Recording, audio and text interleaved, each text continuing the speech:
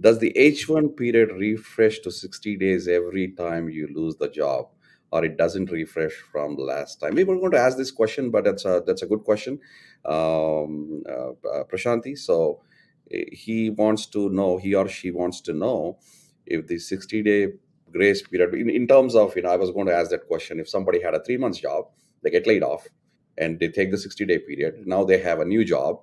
Now again, it's for 6 months. So how many times they can actually take advantage of the 60-day grace period?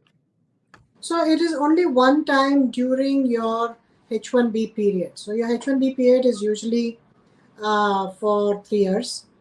So if for that period of time you're allowed to do 60 days, use that 60 days grace period one time.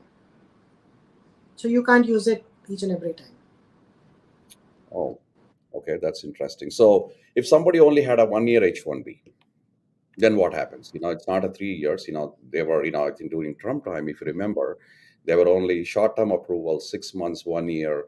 Now, if they are getting, for example, six H1Bs in 6 years, or somebody's on a 140 and they're extending based on the, beyond the 6 year limit. Now, what happens in that situation?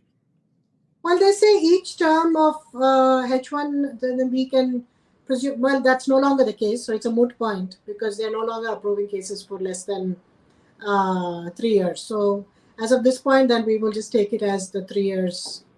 If your approval is for 3 years, then during that 3 years, you get that 60 days grace period for one time. Okay. Thanks for answering that.